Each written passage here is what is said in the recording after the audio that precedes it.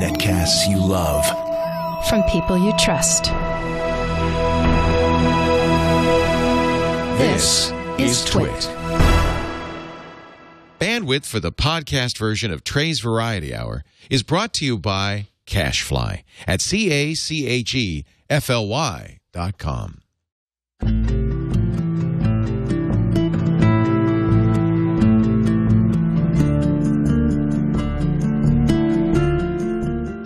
Hello, everybody. My name is Trey. Thank you for joining me. This is going to be a great show. We are coming to you live from the Google headquarters. I'm here with several nice Googlers, and I'll give you a little tour around here in a minute. But tonight is the unofficial Sony NEX-7 review show. We've never done one of these. We usually don't do hardware-y type stuff, but I bought this camera about 2 weeks ago, and I've been using the heck out of it.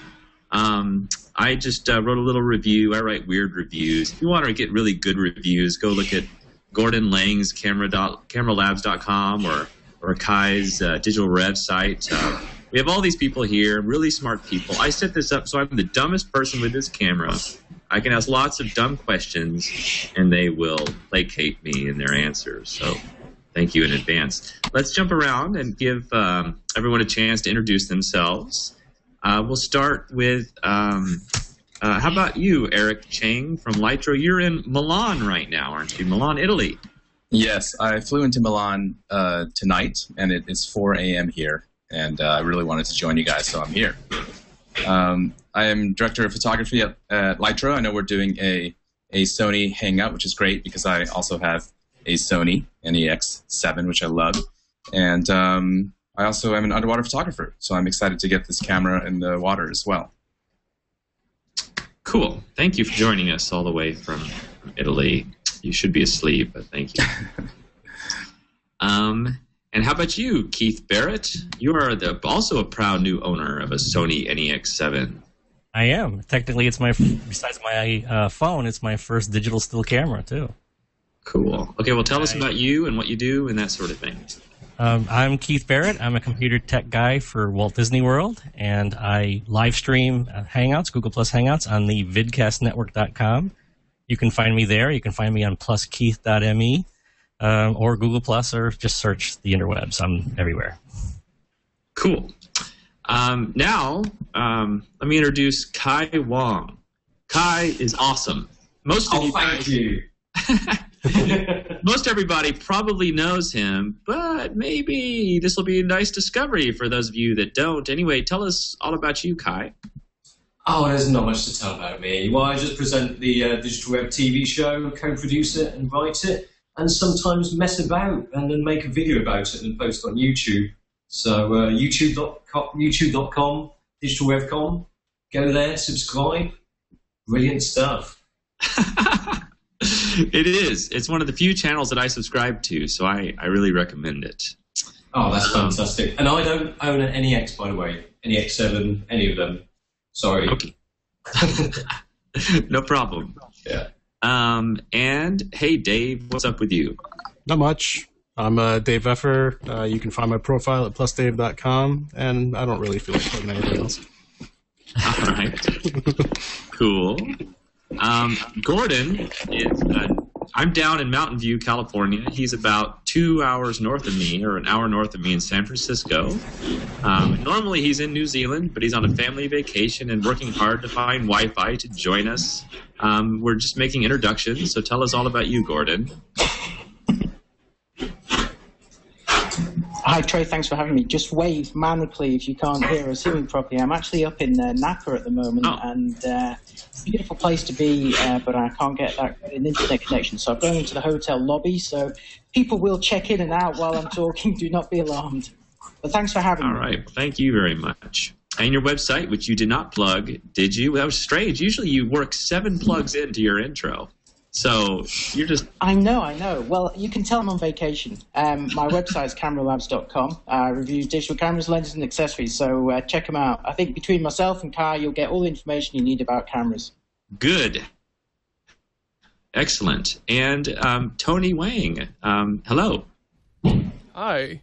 I'm Tony Wang. I'm a producer here at TWiT, and I also produce, one of the shows I produce is TWiT Photo, and I just want to plug our guest tomorrow. We have Joel Grimes. He's a sports photographer.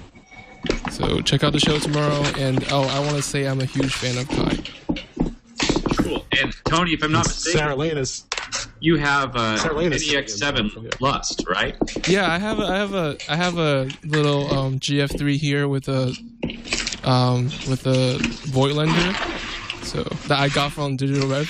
Oh, really? Yeah. Look at that. So, yeah, I love this lens. And that was me plugging it there. Yeah.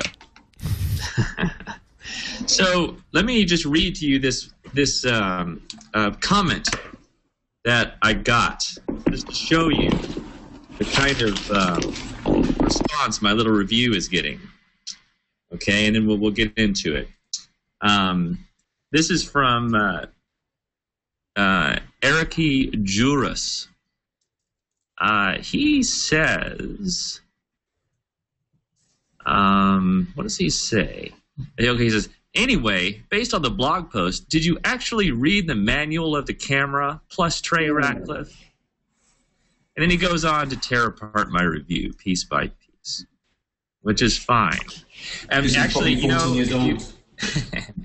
and the answer is no, I did not read the manual, because I put myself in the sort of the common man's shoes, and no one has time to read these manuals. I just get it and use it, and I write very practical reviews. And actually, if you want really good specs and all that kind of stuff, CameraLabs.com has a great review full of specs, and so does Digital Rev.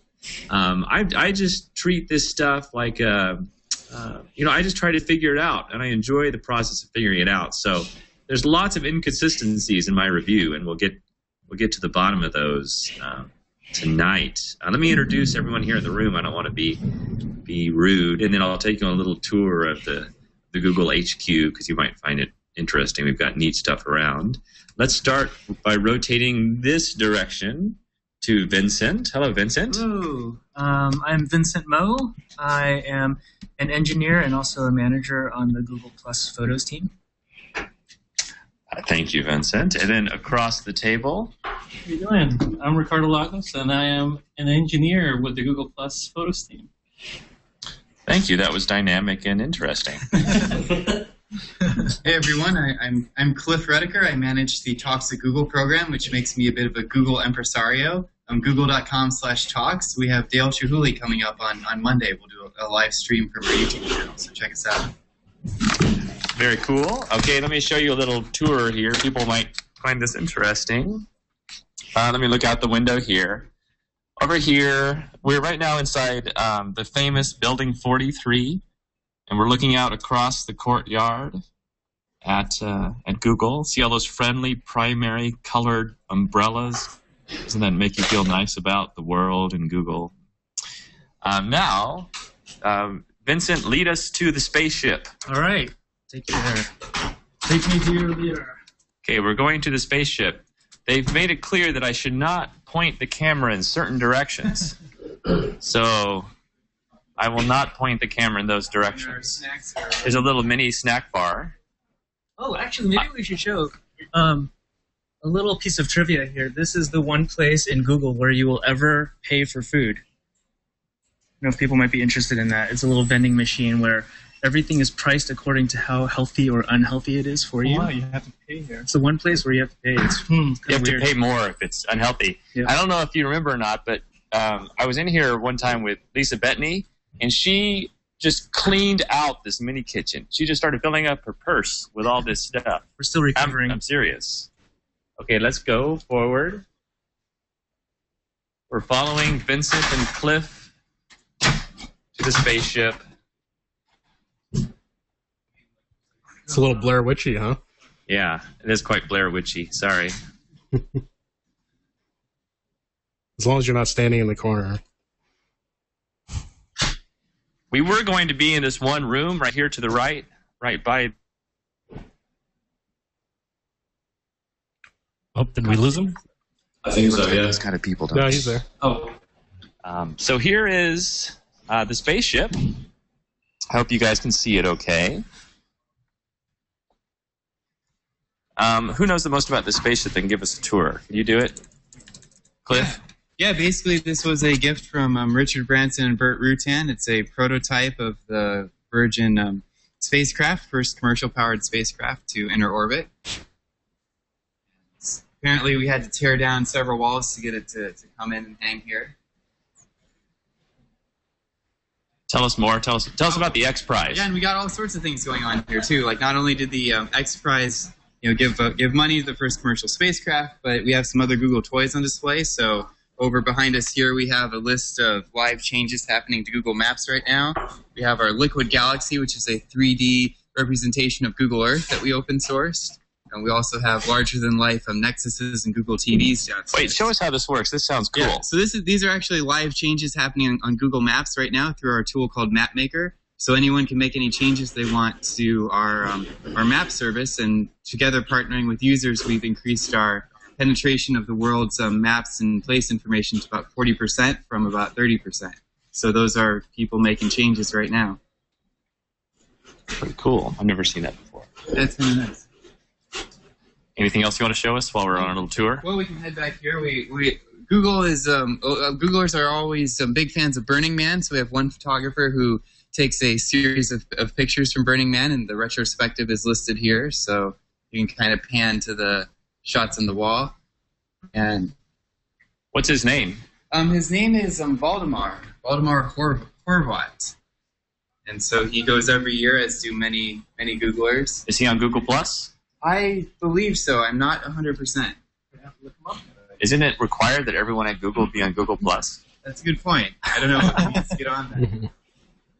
Then we have 28 different cafes here on campus, serving anything from Japanese food to an equivalent of In-N-Out or Steak and Shake, so it's pretty nice. And then the line between work and play is very blurred. So you see we have a pool table right in the middle of a working space. And that really brings us to our tour of Google. So we'll continue. Okay.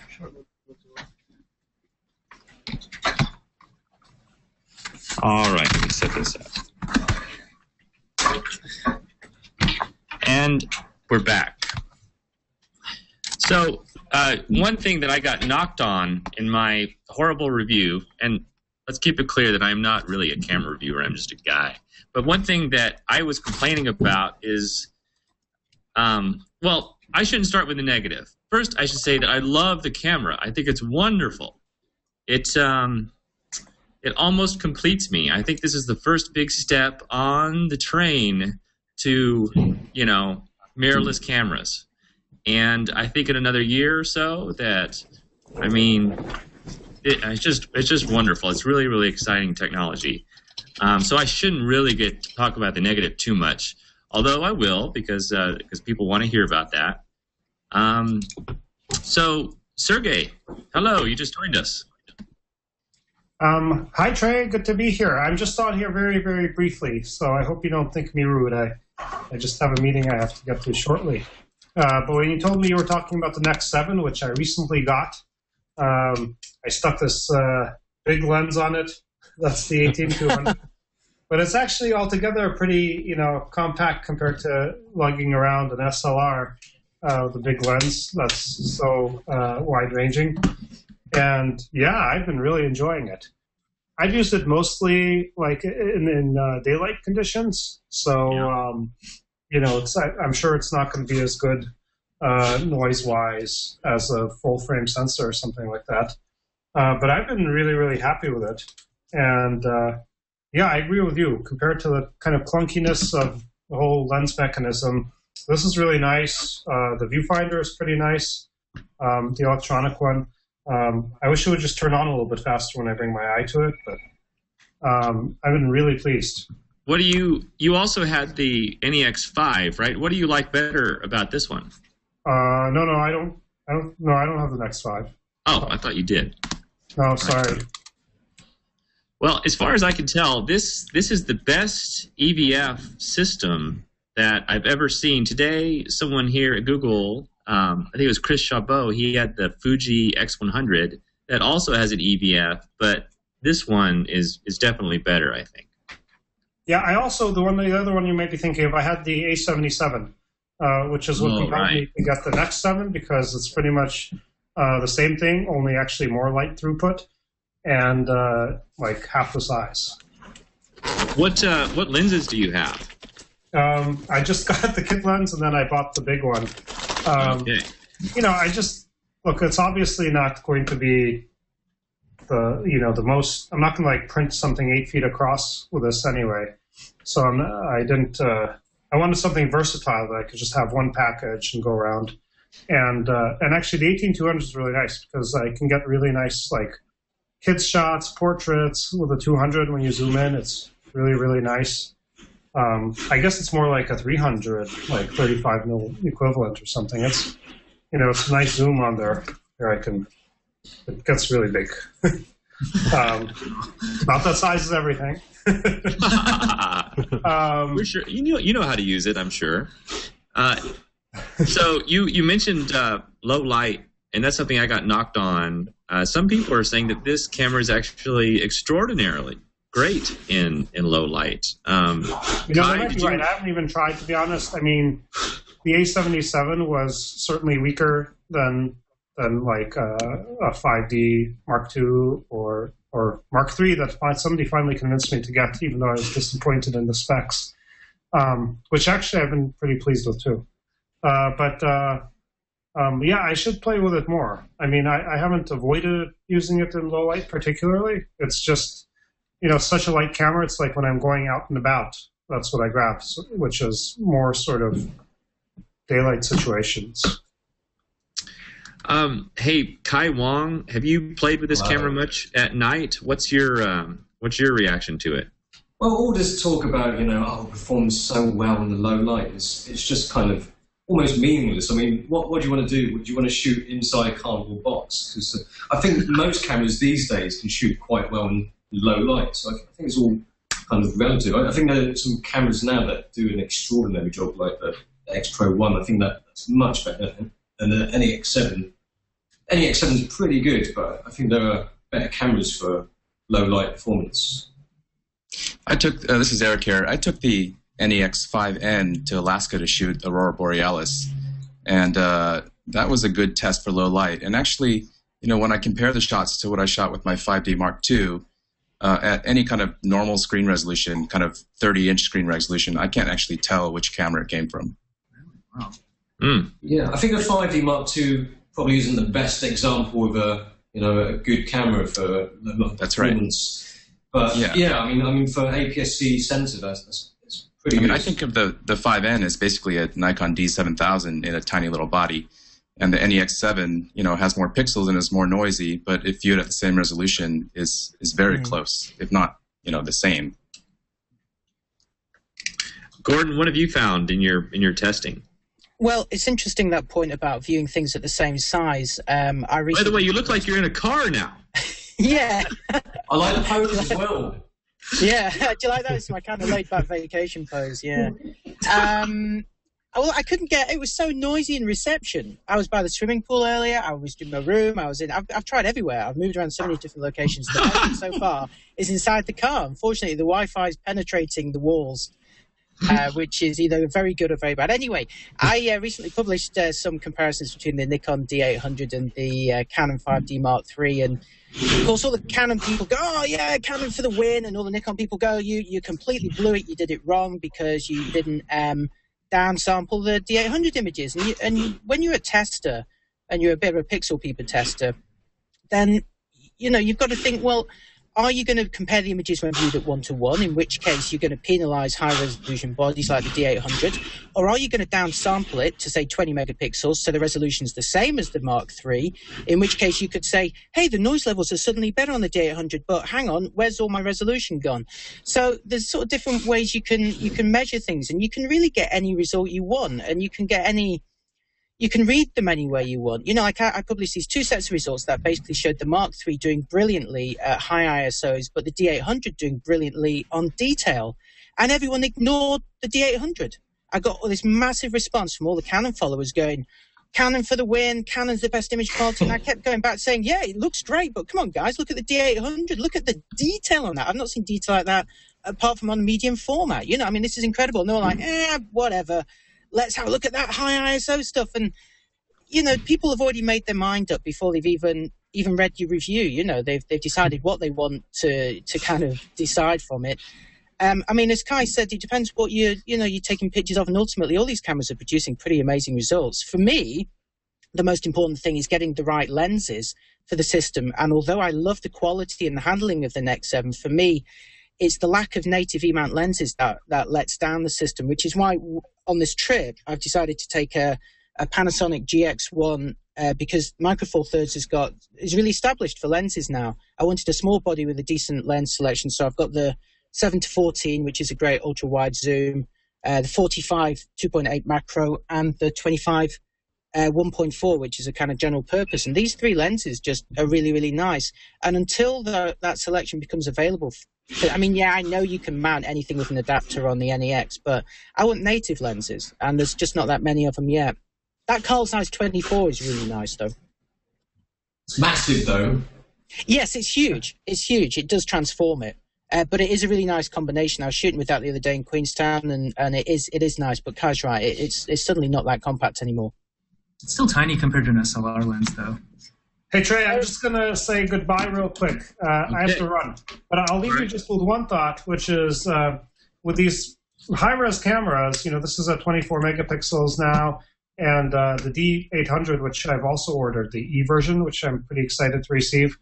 I found that printing on aluminum to be really magical. Like printing, there's this website I went to, and it sounds like I'm advertising them, but all I am is customers. Image Wizards.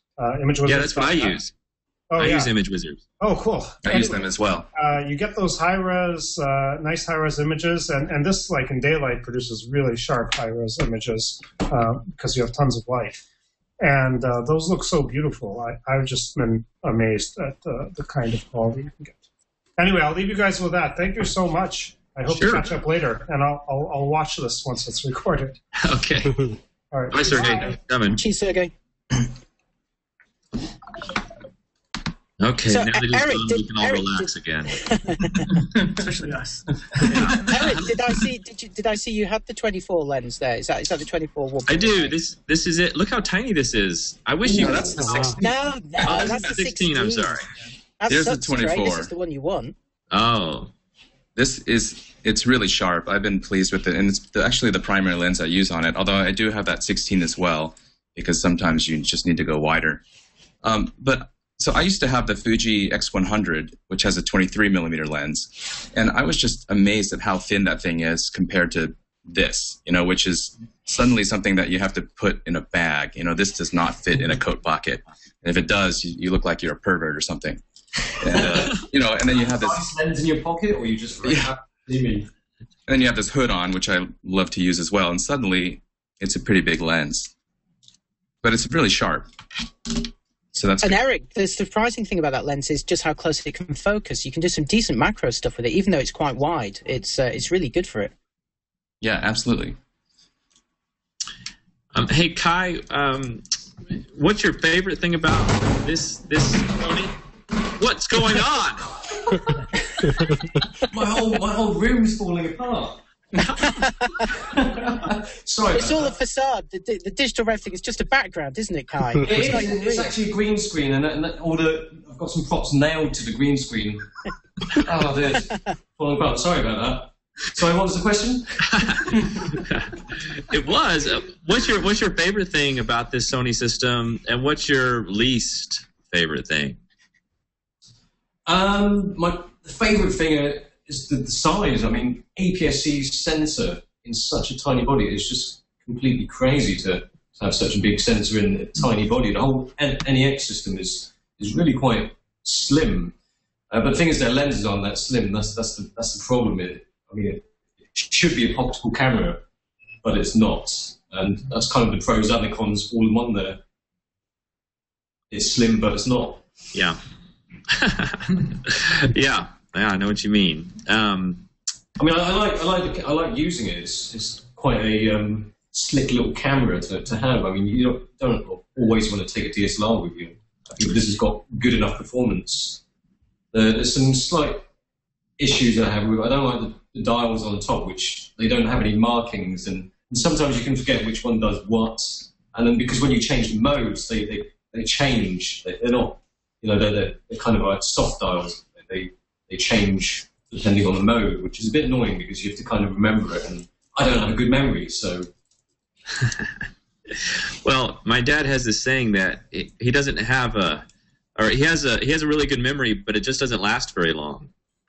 So so I don't know if people can see this or not, but it's kind of got this cool on-screen slider here, so you can see where to go.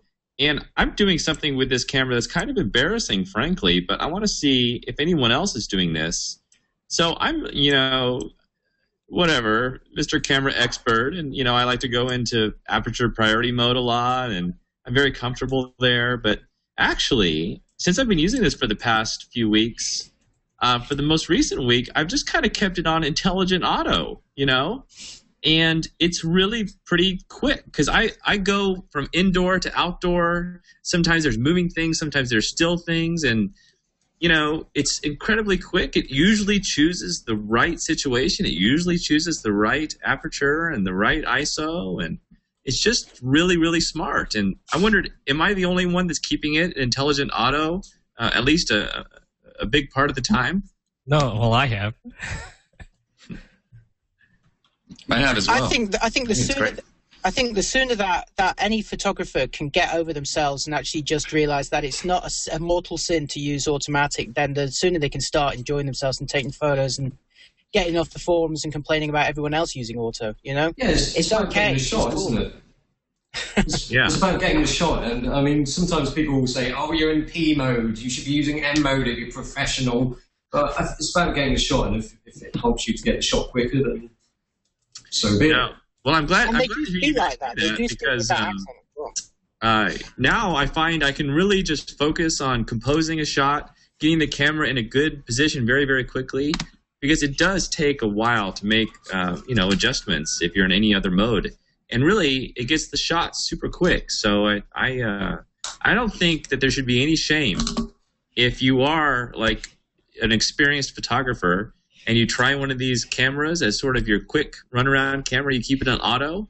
I mean, look, these Japanese guys are smart. They know. It knows. In fact, it's quite. You can figure out with an algorithm, according to the available light in the situation, what the mode should be and what the ISO should be and the aperture. Humans, we're not that smart. These things are pretty smart. So, there's no shame in letting it do some of the work while we have the fun. So what's the difference between intelligent auto and P? Good question. Kai, what is the difference between intelligent auto and P? Intelligent auto is clever.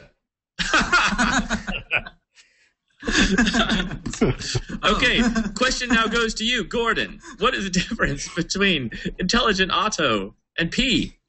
All right, I'll give you the real answer. The real answer is they're both fully automatic, except program lets you change things. So intelligent auto lets you change nothing. It switches everything off, so you can't change anything normally. It's just completely automatic. Program's also completely automatic, but it lets you change maybe the white balance, exposure compensation, stuff like that. It lets you get your hands a little bit dirty, but ultimately it's still automatic. That's it. So basically, intelligent auto lets somebody else wipe your bottom. P mode, you still have to kind of get your hands a little bit dirty. You still use toilet paper. But intelligent auto, well, at least you don't have to figure out what those two top dials actually do. You That's can it. just kind of press You the just button and that's spin them as much as you want. Yeah, just fiddle with it, just for the hell of it, just to get your thumb going. I like the way that auto has become intelligent auto. It's like, old auto was thick, stupid Sounds auto. better, doesn't it? Yeah. Sounds better. Intelligent auto. Where can they go with that, though? I mean, what's it turn into? Genius auto? Or, Mensa auto, Genius auto. IQ 190 auto. Awesome auto. Stephen Hawking auto. The one thing about intelligent auto that I've missed is the ability to go past ISO 1600. So I use this camera a lot at night because it's small, so I can carry it without carrying a giant camera bag if I go out. And I like shooting high ISO on this camera, and I feel I get really slow shutter speeds in intelligent auto.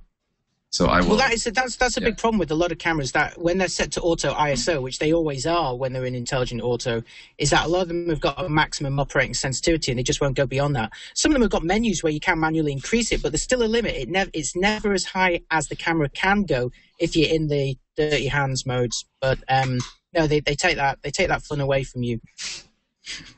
So, hey, Keith, let me talk to you about this, because you would not, I don't think, consider yourself a professional or super experienced photographer. You're actually just now probably actually inspired by hanging out with all these photographers on your various shows. You're inspired to go out and take photos, and you've been wanting to get a new camera. And I know you keep asking me which one to get. You ask a lot of people. And so what's it been like your first few days with this new machine?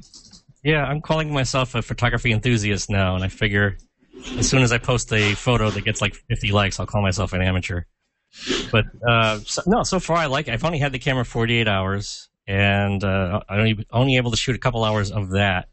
But I'm loving it so far. It's easy to use. It's light. It's small. It fit in all my existing gear because I was a 35 millimeter guy originally. And something that hasn't been talked about yet is it shoots 1080p video at 60 FPS too, and I shoot video. So that's handy for me as well, because I don't have to carry a different camera for that. So do you find, like sort of as a newbie into this system, that this UI was designed by some Japanese masochists? Or are you able to easily navigate their labyrinthal depths? No, I'm having the same problems. I haven't explored this yet, but I understand you can change the programming of the knobs. Is that true? Yes. So I figured sooner or later I'll figure out a layout that will work for me, and I'll probably reprogram them. I have some thoughts on that, if you have a minute. Please. So I shoot Canon, and I always shoot with the focus on the back button, on the AF on button. And it started by shooting on the star button. And the first thing I did when I got this camera was set it up so that the shutter button does not focus, and that this little AF button right here does all the focusing, and at any time I can then manually override with the lens. And that has been fantastic, because I almost never only take one picture. And so I'll focus, and then I'll take a bunch of pictures, and I don't have to reacquire after every shot. Hey, Eric, as long as you're talking here, there's a question from the chat room. So, by the way, everyone watching, if you go over to the chat room at live.twit.tv, I'm in there, a lot of other people are in there. And we're also broadcasting live on YouTube. If you go to youtube.com/DuncanCustoms, we're all live on there too. And any comments that you put on the Google Plus thread are automatically attached to the video that's going to show up on YouTube later. So anyway, there's a question in the chat room for you, Eric, from Earth Dog. He says, I'd like to hear thoughts on the NEX-7's lack of touchscreen, which the NEX-5 does have. Right, so I actually have not noticed at all. I use the touchscreen on the NEX-5N every once in a while, but everything was redundant. Everything was also accessible through dials or buttons. And so I found the touchscreen on the 5N to be a little laggy. I used it to swipe through pictures and stuff. But since getting the 7, I found that I haven't even noticed that it doesn't have a touchscreen. My wife has a 5N, and when I've used it, I've actually come to really like focusing using the touchscreen. And the tracking? Yeah, so one thing the 7 doesn't have is, you can no longer tap to focus and have it track colors, although the tracking sort of gets fooled very easily. At least that's what I found when I used it. That was the one thing that I really liked about the touchscreen. Not really anything else. So let's talk about the EBF. Okay.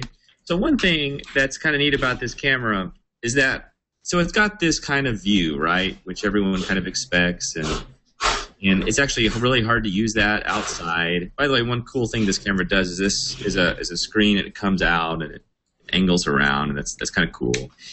But what happens is if you put your eye up to this, then the screen changes. There's probably no way this will work, but I'll hook it up to my... It works. Oh, it does. It worked. Kind of neat. So, I mean, there's no way you can really get what this looks like.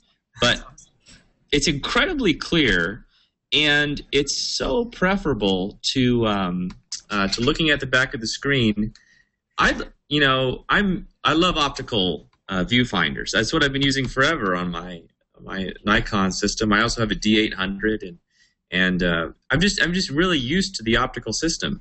But when you look through this EVF, it's all electronic, right? There's nothing optical about it, but you feel like Luke Skywalker in those binoculars when he's looking at the Imperial droids, and you get this overlay on top. You have all this extra information, like with the horizon and other kind of heuristics data. It's so fun to look through here. I even found myself, this is really weird, but when I was walking around the cruise ship on this Disney thing, I actually walked around for about 5 minutes with it attached to my eye. Like, this is how I was seeing the world. And it was really, really cool. It was bright. It was vibrant. The contrast was great. The movement was very quick. It didn't have that sort of I think you might be used to, like, your parents' camera. Maybe it's like really slow to catch up right here. But it's not like that through this. So what are y'all's thoughts on the EVF? Let's start with you, Gordon. What do you think? Well, you talked about one of the big benefits of an EVF, which is superimposed graphics. Another benefit, which a lot of people who are really snobby about optical viewfinders should think about, is that the view is normally much bigger. If you're comparing, say, that EVF against an APS-C DSLR, a typical one, not a high-end one, then the view itself is just huge. It's much, much bigger. So, there's pros and cons. Take it into a really dark room and it'll become noisy and it'll lag. It won't be as quick as an optical viewfinder. There's pros and cons to both, but I think the important thing I want to get across is that there are pros to it. Whereas if you go onto forums and talk to optical fanatics, they'll tell you that it's just completely one-sided. It's just OVFs all the way and EVFs suck, and that's not the case. Kai, do you hear the same kind of thing from the old school photographers, that they're just anti-EVF and they will never give it a chance? Well, I'm one of those snobs that Gordon talked about. So, I love optical viewfinders. It's just, for me, it's the only way that I want to kind of frame a shot. But the EVF on the Sony is fantastic. It is the best out there at the minute. I haven't seen any other camera that even comes close to that. So, the EVF on the Sony is kind of all right to use. I quite like it. As Gordon says, there's a lot of pros to it, the overlays and stuff like that. And of course, you see the exposure. You can kind of like set the exposure, and you can see in real time what the exposure is going to be like. So yeah, there are lots of benefits to it, and I can see no problems with it. If people want to use an EVF, then that's completely fine, but just not for me. All right, fair enough, Kai. Eric, what do you think? This is the first EVF that I really like and don't mind using over an optical viewfinder. And also, I'm putting my vote in the EVF camp because only one is getting better. Optical viewfinders have been the same forever, but EVFs are getting better by the year. And so I'll bet if you look out 2 or 3 years, EVFs are going to be really good, and you get depth of field preview, all this overlay information, which they managed to do on the Fuji X100 as well. But I think if this is the first one that seems okay to me, the next one will probably seem really great. Yeah, I think it's all going in one direction. I think we'll eventually have EVF built into our Google glasses. I'm glad you didn't ask Sergey that we wouldn't have known what to answer. Hey, so if you guys have taken photos with this camera, or maybe its predecessor or something, and want to get them ready to share, we'll do that pretty soon. Gordon, what kind of reaction have you gotten since you wrote your review on CameraLabs.com? What are people saying about this? Well, about the NEX-7, there's two camps. There's the people, the kind of traditionalists, I guess, like Kai, although he's very open-minded. He's a professional reviewer, so he has to be reasonably open-minded. the kind of old school guys still just don't like it. They're very set in their ways. They know what they like and what works for them. And you shouldn't necessarily twist yourself around some new technology simply because it's new. I mean, DSLRs are great because they work well. A Leica M9 is great because it just works well. You don't need to force all this new technology into it if it already does what you want. But if you're a kind of new tech kind of person who likes the latest stuff, it's a really lovely camera. I think, again, a lot of people I've been speaking to about it, the lenses are probably one of the bigger issues. A lack of native E-mount lenses. And Sony keeps sort of leaking or showing roadmaps and saying, hey, look, we've got all these lenses coming. Great, get them in the shops. Let us use them. Then you've got them in the system. At the moment, you're just talking about it. A promise is not the same as having the goods on the table. So that's what I'm hearing, really. There's a but comment people like the here. body. I mean, the body. There's. Oh, I'm sorry, Gordon. Go ahead. No. Go ahead. I mean, I was just going to say the body itself is fantastic. There's not a lot I'd really complain about on it at all. It's really, I'd just like a whole load of different lenses. I'm sorry. I thought you were talking about your own body, and that's why I cut you off. I didn't feel like it's appropriate. Yeah, there's no way that you couldn't really improve it. That's where do I go from there? Are we still talking about the NEX or your body? So there's a comment here from. There's a comment in our chat area from Matthew __. He says, it is. Hey, Trey, Gordon, Kai, etc. Keith, you're the etc. In case you were all interested, I currently use this camera for paid sports photography with manual focus Nikkor lenses, such as the 300mm f2.8, the 105mm f1.8. It's fantastic, and the 10 FPS is amazing. The FPS is right on. If people, maybe you could just hear. Okay, everyone quiet. Here we go. It's sexy. Pretty crazy, isn't it? Look at that. Pretty sweet. I think we killed someone outside. Yeah.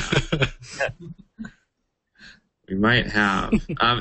Eric, would you ever put like adapters and put other lenses on here, or are you going to wait for native lenses?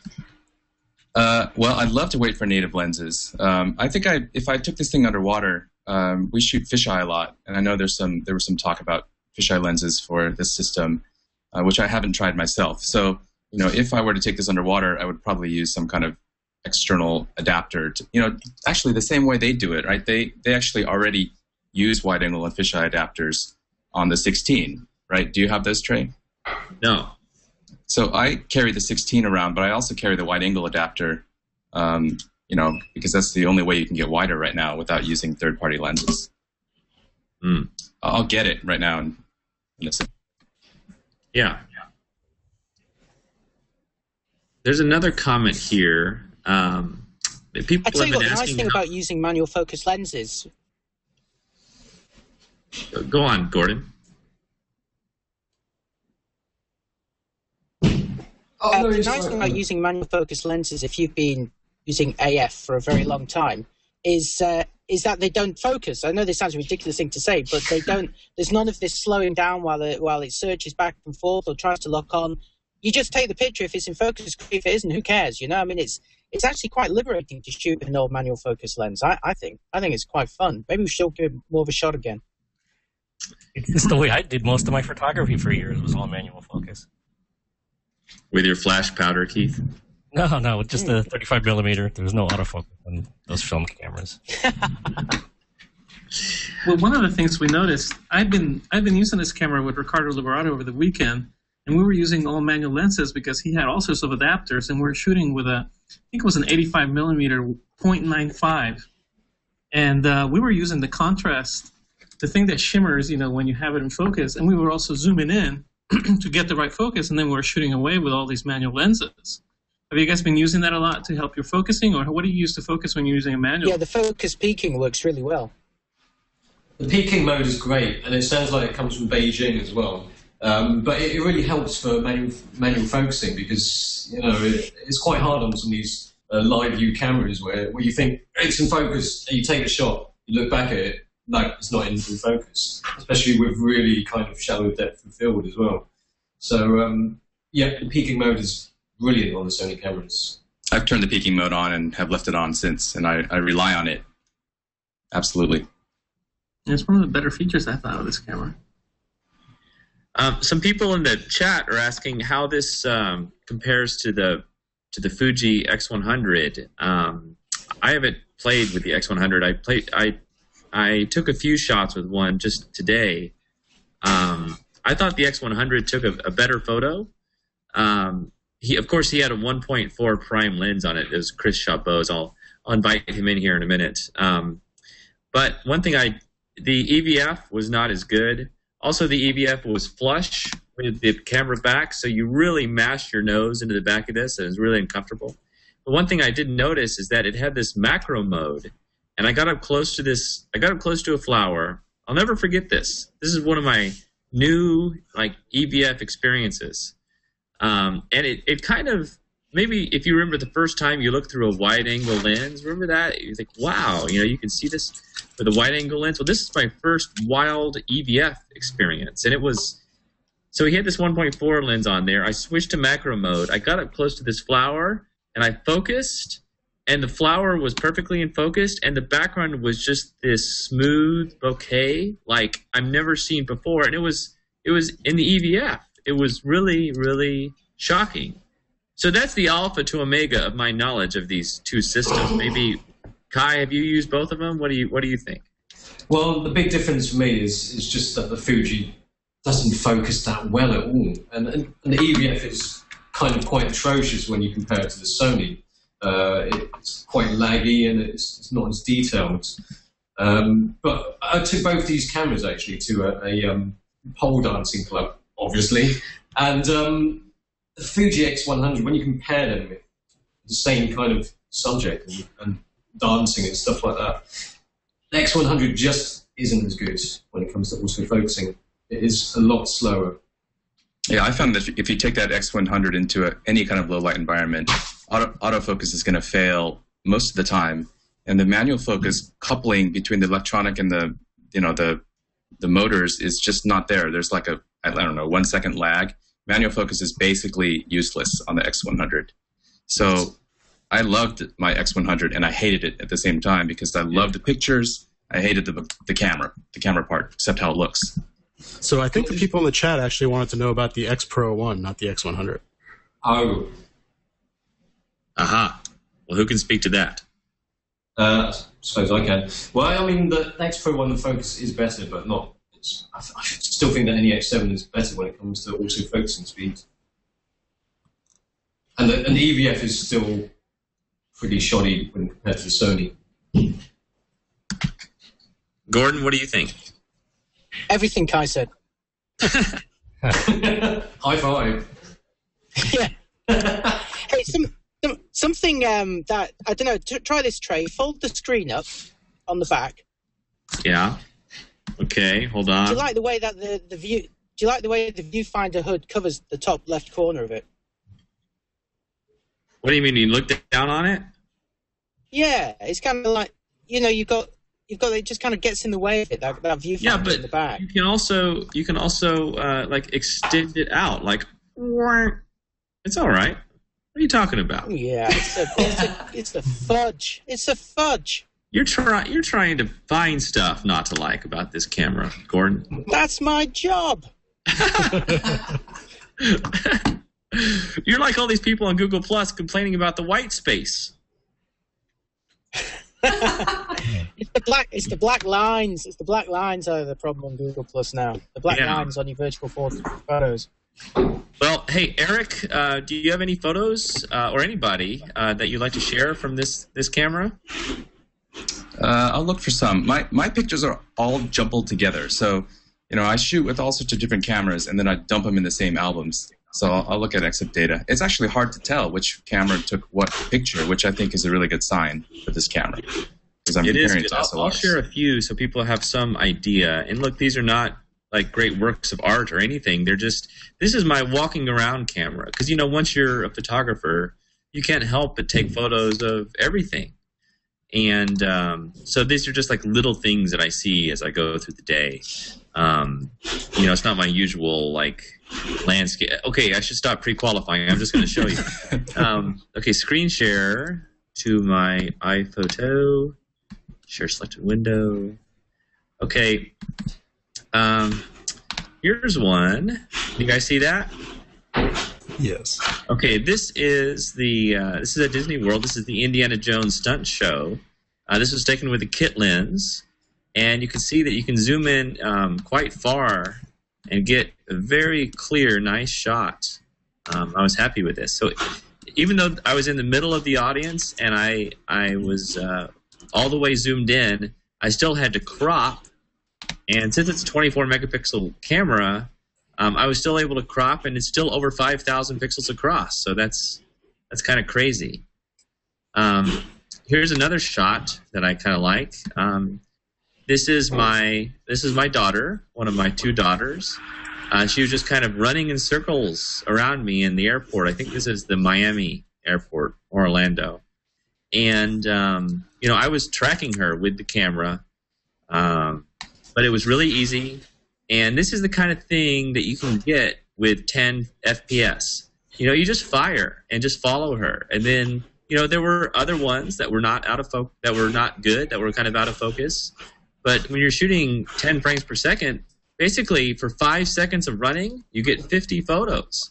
And you can pluck one out of there that's pretty good. Here is another shot. This was taken with one of her littlest pet shops. That's what she calls them. And this is taken with the kit lens. I mean, incredible. I just kind of set the camera on the ground and set the littlest pet shop on the ground and zoomed in a little bit and took it. And I mean, that's right out of the camera. No flash, no nothing. You know, I use Lightroom to crop it and this sort of thing. But I mean, look at that. Kit lens, crazy. Here's another shot with a kit lens at night. These are the teacups at Disney World, and look at the color and the sharpness. It's crazy. These are my kids at the parade. And this woman here, she's yelling at me to get back on the sidewalk. She was not happy. Here's another low light shot.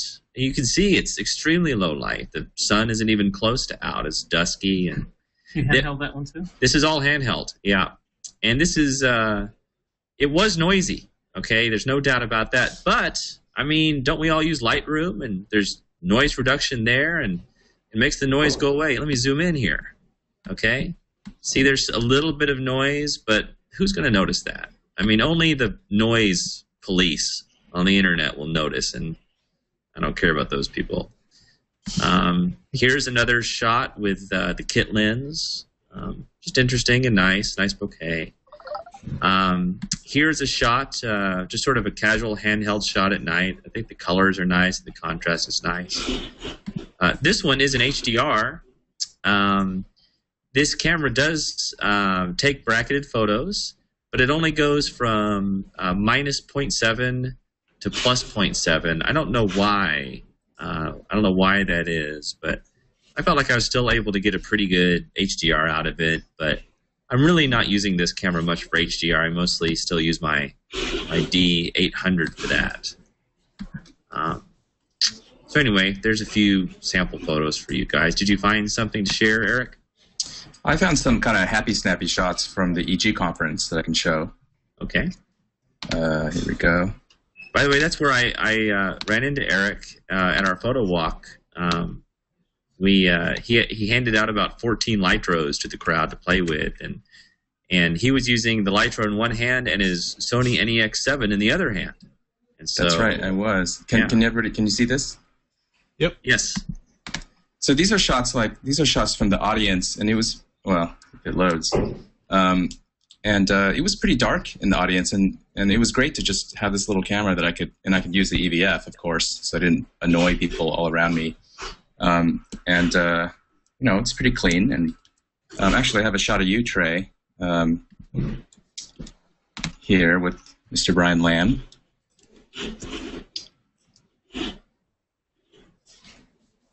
actually, I think I might have missed focus on this one. But these are super dark also. Here's a good shot. This is shot at ISO 1600. Let's see, 1600, 1/160th of a second at f2.2. And this is with that 24mm lens, and it is super sharp. And yeah, there's some noise, but it doesn't bother me. Actually, noise in shots these days doesn't bother me that much. It's mostly monochromatic, and as you stated, we can get rid of it really easily in Lightroom. People in the chat room want to know about the limited HDR functionality of the camera. Kai, do you have any knowledge of that? Well, I don't like shooting HDR, so it doesn't really bother me about the limited HDR function. Gordon, did you use the limited HDR much? Over. Oh, hello. I think that's a feature, actually, to limit the HDR capabilities. Yeah. Oh, his he's gone. Connection is dropping out there a little bit. It's too bad. Well, Kai, tell us what is coming up next on Digital Rev. What do you have coming up for your legions of fans? We don't have anything. We're going on a break. We're just gonna go on holiday now. Even though I've just come back from holiday, we're gonna go on holiday again. Now we got some more reviews on. We've just done loads of D4, D800, 5D Mark III. So we're going to do something a little bit different this week because we've just basically done all the possibilities we can with those cameras. So something a little bit different this week. That's all I can say. Cool. How often do you put out your videos? 3 a week. Whoa. So, yeah, 3 kind of like 10-minute videos every week. So it's just quite a lot of work actually. Yeah. So yeah, that's what we get up to, and basically it's just passing about, isn't it? Oh, sorry, can I say that? I just did. Hey Gordon, were you going to show us something, or is your screen sharing failing? Yeah, I think I saw you deliberately throw me off the chat as soon as I was say something disparaging about HDR. Yeah, we have it's a feature. Yeah, we built that. That's something that they built into the Hangout for me. Whenever anyone says bad things about HDR, they're just gone. I've got a really horrendous internet connection here, but what I'm going to try and do in the background, so talk to someone else, but if by some chance you see a picture of something more interesting than me, which is not difficult, appear on my screen, then we can go for it. I just wanted to show you a macro shot with that 24mm 1.8 because I think it's quite a nice capability of it. So if you see a picture of a spoon appear, which is undoubtedly more interesting than me, then go to it. But if not, don't worry about it because things are technically not working so well here. We still see you. Oh, no, it's going to take about 10 minutes to happen, so please go ahead. He wants us to go on without it. It's going to take ages. Oh, going off on a tangent. Sorry, going off on a tangent. I would love to review the Lytro camera. So if you send it here, I'd review it. And then no one in Hong Kong will be able to buy it. Oh, why not? We're US only right now. Oh. Unfortunately. But we'll get in touch. Okay. That's too bad. A lot of people in the US watch the Digital Rev videos. Exactly. Most of the viewers are from the US. Well, right, most of my readers are from the US too, but they don't, he doesn't call, he doesn't write. Hey, Eric, the Ricardo here is requesting, or maybe suggesting, that Lytro might want to send a load of cameras to the Google Photos team. Send them here. All right. I think that probably could be arranged. Yeah. Well, you're right. I want you to send them everywhere. You get a you get a Lytro. You get a Lytro. You get a Lytro. Everybody look under your chair. And, Was that comment made by somebody from the Google Photos team? Because it sounds very much like it was. Oh, can Lytro send loads of cameras to the Google Photos team? No. Ask Steve, I guess. Yeah, that guy. He's shamelessly trying to help out the Google Photos team. I'm sure they appreciate it. All right, so we can have some parting thoughts on this camera. Keith, the newest owner Yeah. of an NEX-7, what parting thoughts do you have for us today? I like it a lot. I wish the eyepiece was a little bit softer, more flexible, so it was more glasses friendly because it's pretty stiff. And I hate the strap, but other than that, the camera's great. So I have no complaints about it. Well, Keith, we can help you with the strap. Can you show me the strap? Ah, yes. We'll help you with that one. I'll help you with that one. Thank you. How do people get these straps? Well, those are going to be going out on photo walks, and then we're going to be sending them out to a few for different photo walks when we can get in touch with the person that's organizing them. Okay, so Brian Rose has them. What's the process? If you organize a photo walk in your city, and does it have to be a certain size? Actually, I don't know, and I shouldn't really say things that I don't know. You're getting people in trouble, Ricardo. I am. But we have a few, and I think that, if you talk to Brian Rose, you might be able to get some traction on that. Yeah, Brian's the gatekeeper of those things. Kai, give us your parting thoughts on the NEX-7. Well, I mean, I totally agree with you about writing these real-world reviews. I mean, sometimes people like say, "Oh, look at 100% crops. It's brilliant." But at the end of the day, it matters about how it works in real use. And well, mirrorless cameras, I think they're like low-fat cakes, low-calorie cakes. DSLRs are full-fat cakes, and the kind of mirrorless cameras, they don't give you the complete experience, the complete kind of autofocus speed that DSLR offers. But I think that Sony is quite close to being the perfect low-calorie cake. It's got good autofocus speed, although sometimes it does focus on the background a bit too often. When you kind of let it pick the focus point, sometimes it thinks that the background is more interesting than the foreground. But otherwise, I think it's great. I think the only problem I have with it is the proximity sensor on the eyepiece. Sometimes when I'm doing street shooting and you pull up to your eye, it doesn't change quick enough, and then the shot is gone. But I think that's the only main gripe I have with it. Cool. Okay. Eric, what are your parting thoughts on this camera? Well, the NEX-7 has become my day-to-day kind of carry-around camera. I always have this camera with me. It's in a smaller bag that's in my backpack. And it's great. It's the first camera that I've been able to take with me that I'm pretty happy with, that is roughly portable.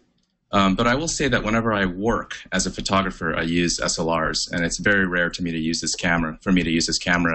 And I'll give an example. On this last Northern Lights shoot, it was really cold. It was -20 Fahrenheit, and this camera lasted like 5 minutes, and my 5D Mark II lasted 600 shots, and multi-hour time lapse in the same environment.